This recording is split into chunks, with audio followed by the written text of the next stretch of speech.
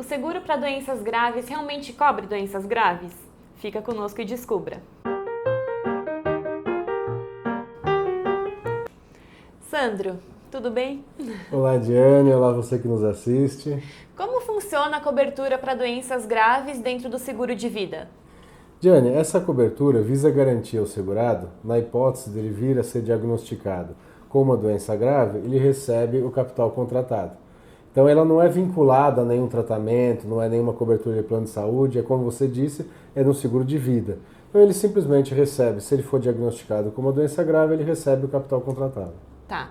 E no caso do seguro para doenças graves, qual que é a pegadinha aí que a gente está conversando, assim, se realmente cobre essas doenças ou não? Exatamente. Por que a gente fez essa provocação, né? O seguro de doenças graves cobre doenças graves? Justamente porque, assim, analisando a grande maioria das apólices de seguro com essa cobertura, a gente observa que as doenças graves que se presta a cobrir são meia dúzia. E muitas vezes nem são das mais graves.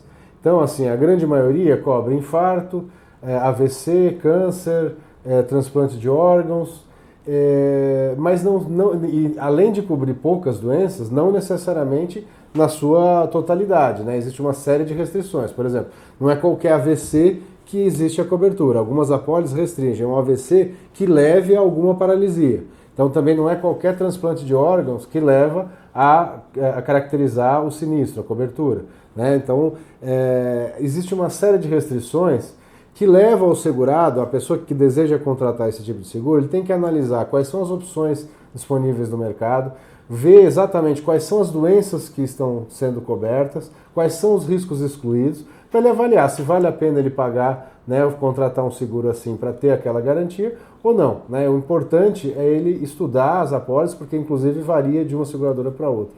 E se um segurado contratou um seguro sem saber dessas restrições, o que ele pode fazer a respeito? Então, justamente, o nome da cobertura ele deve refletir a abrangência daquilo que se espera desse nome, né? E no caso das doenças graves, justamente, quando a pessoa contrata um plano, olha, doenças graves, o que vem à cabeça é que vai ter uma cobertura muito maior do que de fato existe.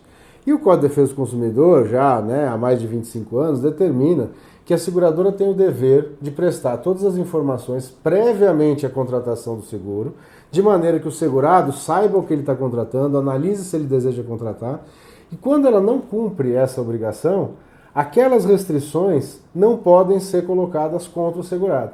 Então, se o segurado contratou, né, porque muitas vezes, Jenny, quando a pessoa contrata o seguro de doenças graves, ela recebe uma proposta de seguro, onde ela preenche lá os dados e tal, e vem as coberturas. Então vem lá, cobertura, morte, tal valor. Cobertura, doenças graves, tal valor.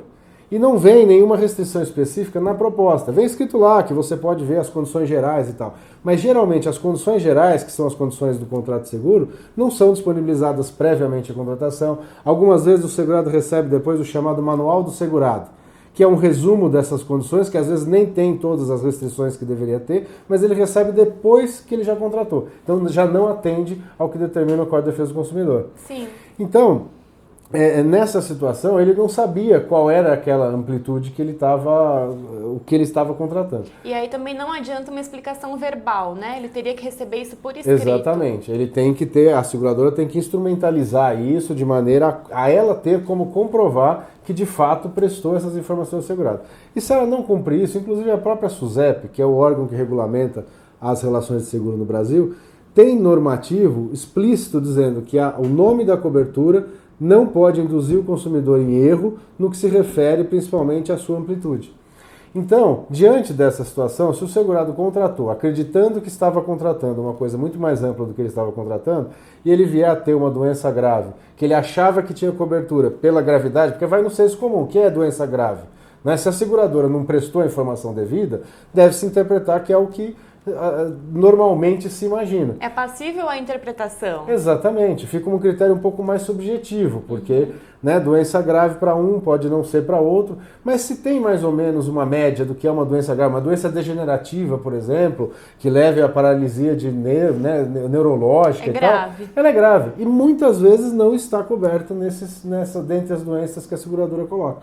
Então, numa situação dessa, o segurado tem direito, sim, de pleitear a sua indenização, dizendo, olha, fui diagnosticado com essa doença grave, acreditei que tinha essa cobertura e tenho o direito de receber a indenização. Muito obrigada, acho que ficou bem claro. Eu que agradeço, muito obrigado a você que nos assistiu. Por favor, nos siga no YouTube, deixe seu like, faça seu comentário, envie perguntas. A gente está aqui à disposição para te responder. Um grande abraço.